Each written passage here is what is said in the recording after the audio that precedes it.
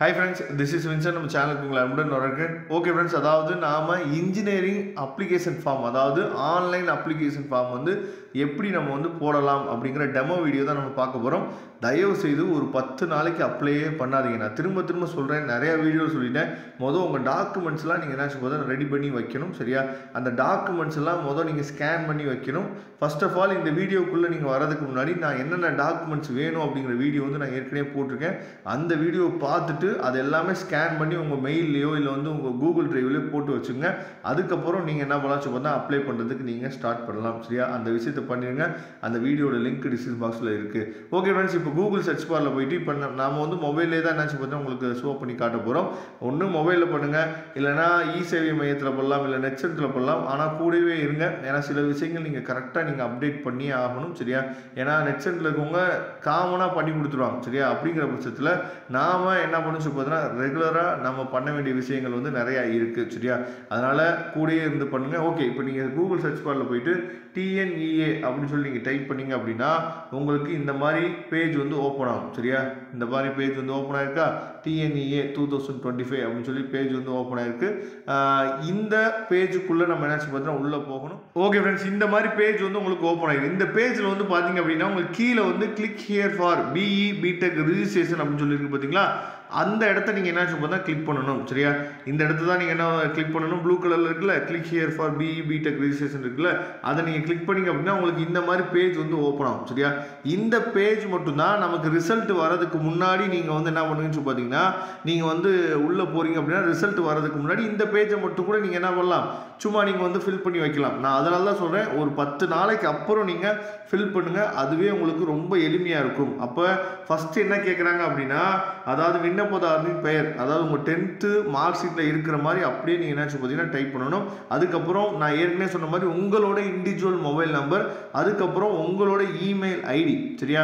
அதுக்கப்புறம் அந்த இமெயில் ஐடியை 2 தடவை நம்ம டைப் பண்ணணும். அதுக்கப்புறம் உங்களோட டேட் ஆஃப் பர்த். சரியா? அதாவது அதுக்கப்புறம் நீங்கள் வந்து +1 வந்து பாஸ் பண்ணியிருக்கீங்களா இல்லையா, அதுக்கப்புறம் குவாலிஃபிகேஷன் ஆஃப் எக்ஸாமினேஷன் கொடுத்துருக்காங்க. சரியா?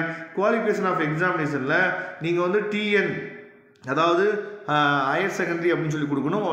அப்படி இல்லாத நீங்கள் CBSE போடாதீங்கன்னா CBSE, இல்லை ICSE சிலபஸ் வந்தீங்கன்னா ICSE நீங்கள் என்ன கொடுக்கணும். இதுதான் வந்து முக்கியமானது. அதுக்கப்புறம் கடவுச்சொல்ங்கிறது பாஸ்வேர்டு வந்து உங்கள் இஷ்டம் தான். சரியா?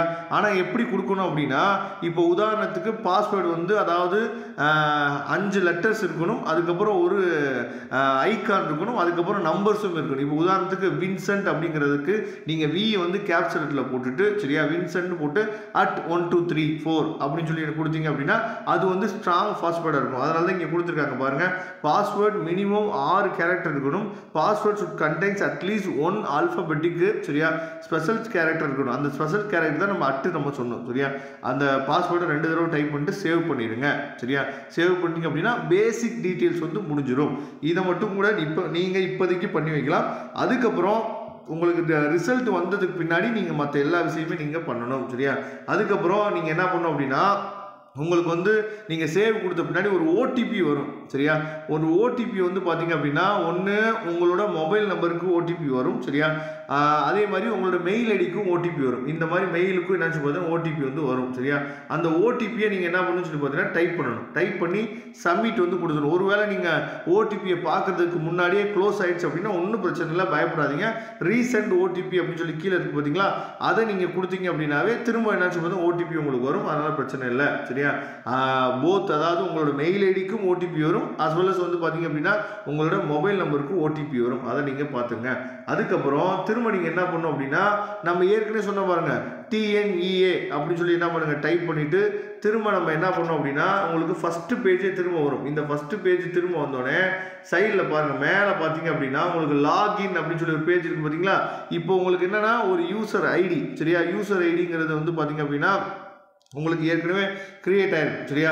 அதில் நீங்கள் என்ன பண்ணி சொல்லும்போது உங்களோட பாஸ்வேர்டு, இந்த லாகினை நீங்கள் கிளிக் பண்ணுங்கள். இந்த லாகினை நீங்கள் கிளிக் பண்ணிங்க அப்படின்னா நமக்கு இந்த மாதிரி லாகின் பேஜ் வந்து என்ன சொல்லும்போது நமக்கு ஓப்பன் ஆகும். இங்கே பாருங்கள், உங்களோட மெயில் ஐடி, உங்களோட பாஸ்வேர்டு, இந்த லாகின் அட்ரஸில் வந்து பார்த்தீங்க அப்படின்னா மெயில் ஐடின்னு சொல்கிறது உங்களோட மெயில் ஐடி. சரியா? இண்டிவிஜுவலாக நீங்கள் ஒரு மெயில் ஐடி வச்சுருக்கீங்களா, அந்த மெயில் ஐடி தான் டைப் பண்ண போகிறீங்க.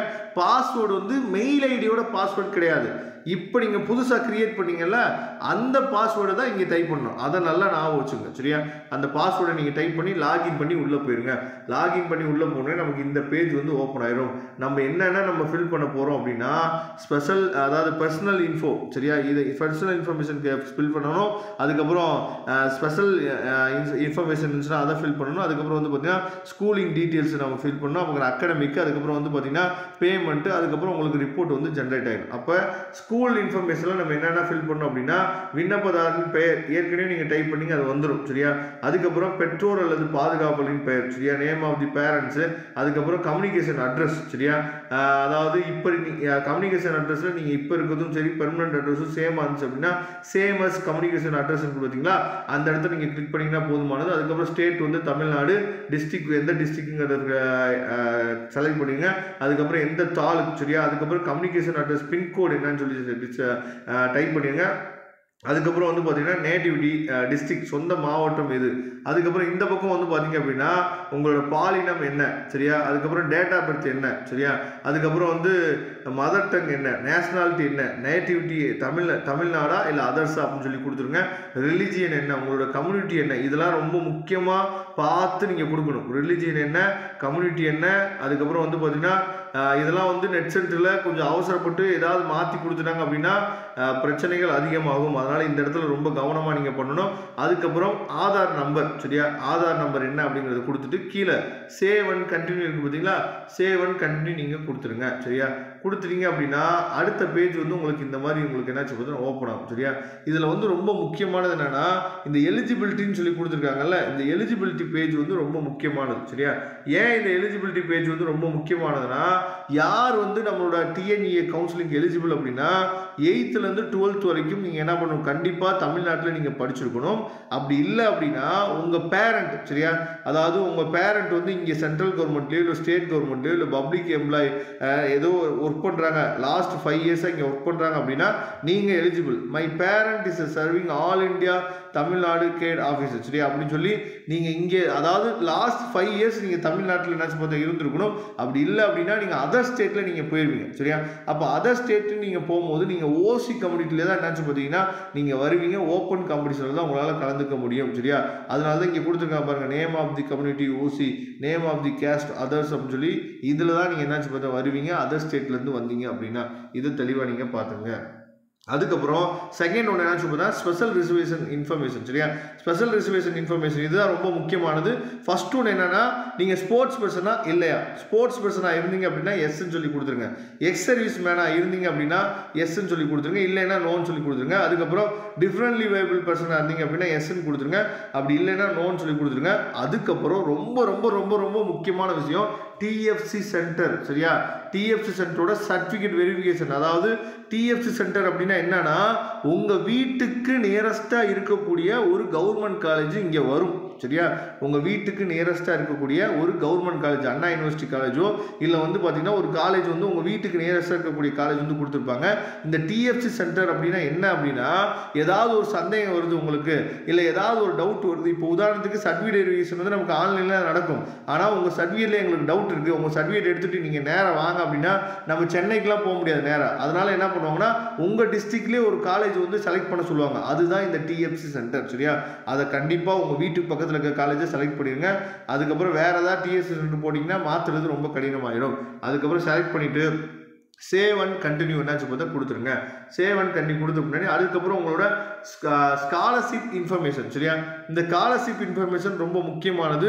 அதாவது பேரண்ட்டோட ஆக்குபேஷன், பேரண்ட்டோட தொழில் என்ன, ஆண்டு வருமானம் என்ன, முதல் பட்டதாரியா இல்லையா.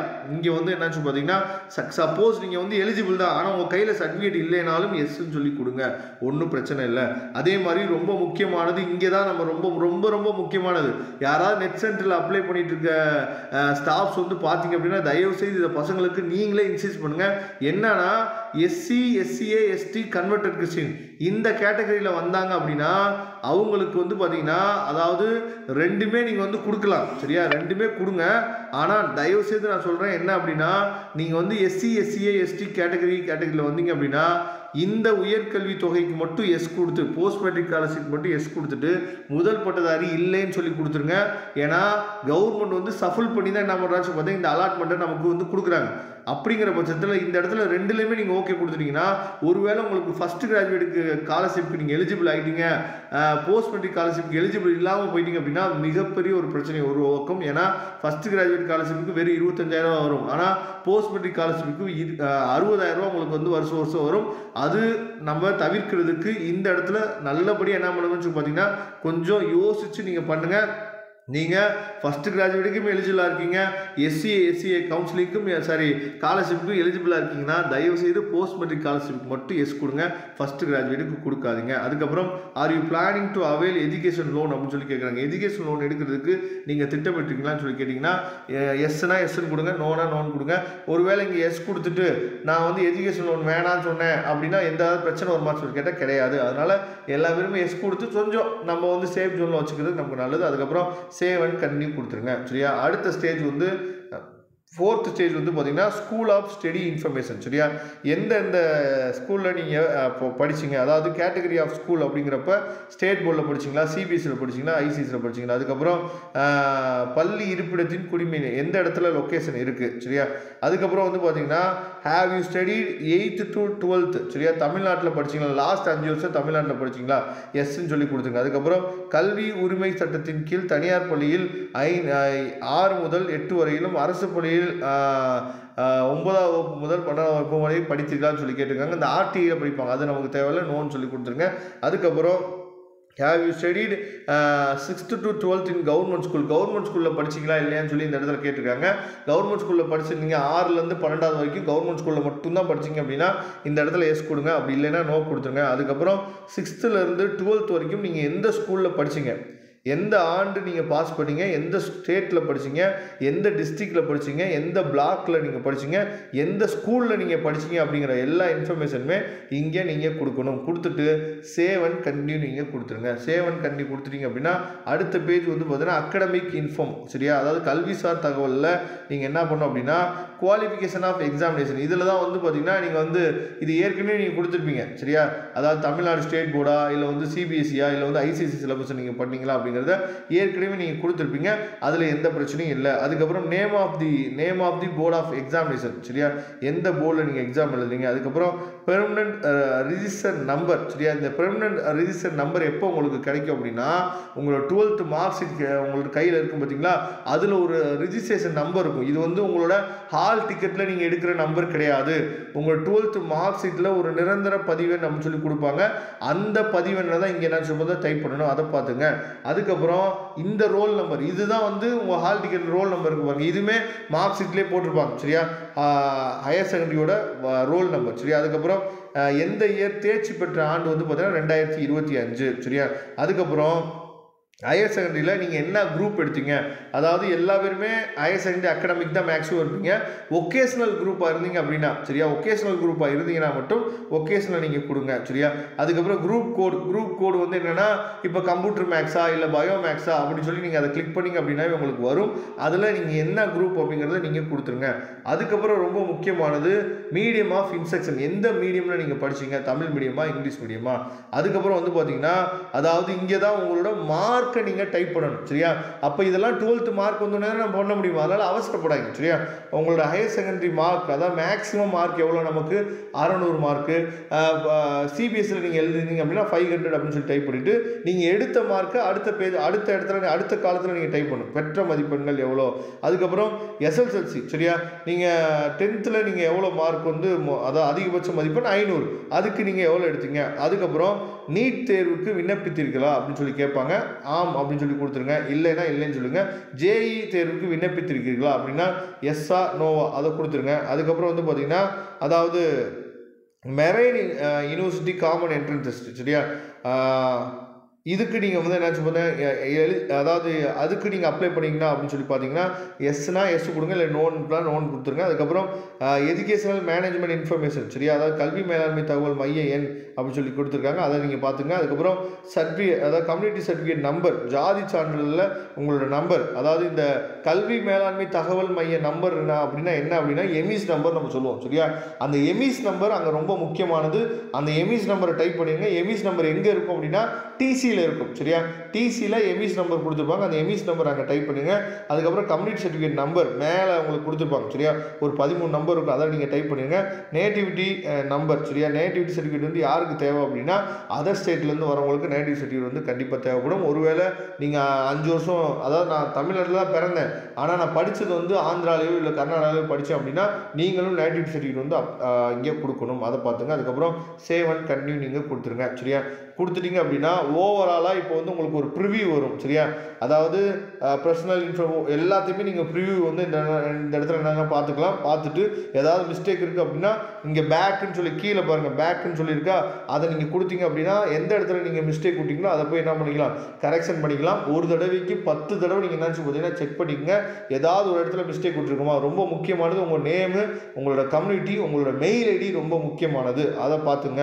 அதுக்கப்புறம் உங்களோட டேட் ஆஃப் பர்த் ரொம்ப முக்கியமானது. இது மூணுமே கரெக்டாக இருக்கா இல்லையான்னு சொல்லி செக் பண்ணிங்க. அதுக்கப்புறம் கண்டினியூ டு பே. சரியா, அதுக்கப்புறம் நம்ம என்ன பண்ண போகிறோம், பே பண்ண போகிறோம். சரியா, எவ்வளோ அமௌண்ட் அப்படின்னா 500 தான் இருக்கும் மேக்ஸிமம். சரியா, அதனால் கண்டினியூ டு பே கொடுத்தீங்க அப்படின்னா நீங்கள் இந்த மாதிரி உங்களுக்கு வந்து பேஜ் வந்து ஓப்பன் ஆகும். 500 தான் நம்ம பே பண்ண போகிறோம்.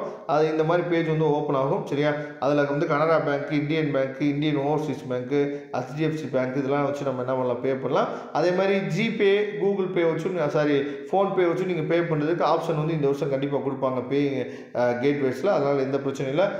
இதில் ஏதாவது ஒன்று கிளிக் பண்ணிட்டீங்கன்னா பேன்னு சொல்லி கொடுத்துட்டீங்க அப்படின்னா பேமெண்ட் வந்து உங்களுக்கு வந்து ப்ராசஸ் ஆகும். பேமெண்ட் ப்ராசஸ் ஆகிடுச்சு அப்படின்னா இந்த இடத்துல உங்களுக்கு வந்து என்ன பார்த்தா ஷோ ஆகும். சரியா, யுவர் பேமெண்ட் இஸ் சக்ஸஸ்ஃபுல் அப்படின்னு சொல்லி இந்த மாதிரி அடுத்த பேஜில் என்ன பார்த்தா ஷோ ஆகும். அதை நீங்கள் பார்த்துங்க. சரியா, அதுக்கப்புறம் உங்களுக்கு வந்து இந்த அப்ளிகேஷன் ஃபார்ம் வந்து இப்படி தான் உங்களுக்கு வந்து டவுன்லோட் ஆகி உங்களுக்கு வந்து பிடிஎஃபாக உங்களுக்கு கிடைக்கும்.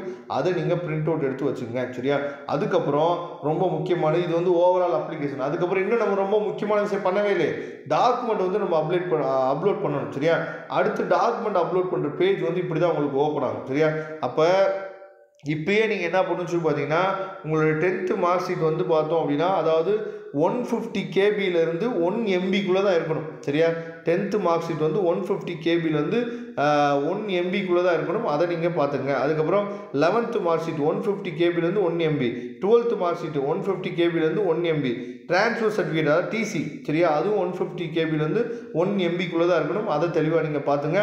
அதை மாற்றிட்டு அதுக்கப்புறம் இந்த டாக்குமெண்ட்டை நீங்கள் அப்லோட் பண்ணலாம், எந்த பிரச்சனையும் இல்லை. சரியா, அதனால் அதாவது நீங்கள் இடையிலே லாக் அவுட் ஆகிடுச்சு அப்படின்னா பயப்பட வேணாம். நீங்கள் எந்த ஸ்டேஜ் திரும்ப நீங்கள் லாகின் பண்ணீங்க அப்படின்னா எந்த ஸ்டேஜில் விட்டீங்களோ அந்த ஸ்டேஜ்லேருந்து தான் உங்களுக்கு என்னாச்சு பார்த்தீங்கன்னா திரும்ப வரும். இது எல்லாமே பண்ணணும். சரியா, இது வந்து பேசிக்கானது. 10th mark sheet, 11th mark sheet, 12th mark sheet, TC, இது எல்லா பேருமே கண்டிப்பாக பண்ணி ஆகணும்.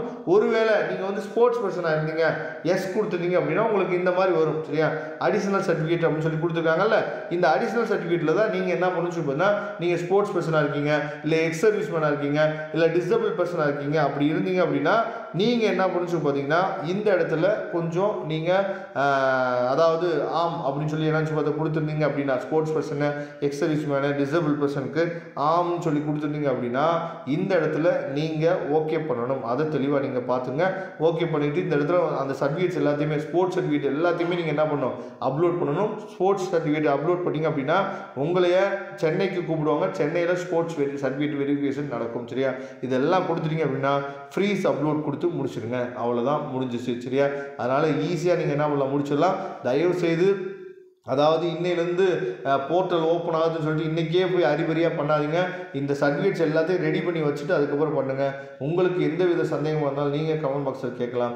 Okay friends, thank you. நம்ம நெக்ஸ்ட் வீடியோ பார்க்கலாம். அதுவரை கூட இந்த விடைபெறுவது உங்கள் நண்பர் வின்சென்ட். தேங்க்யூ.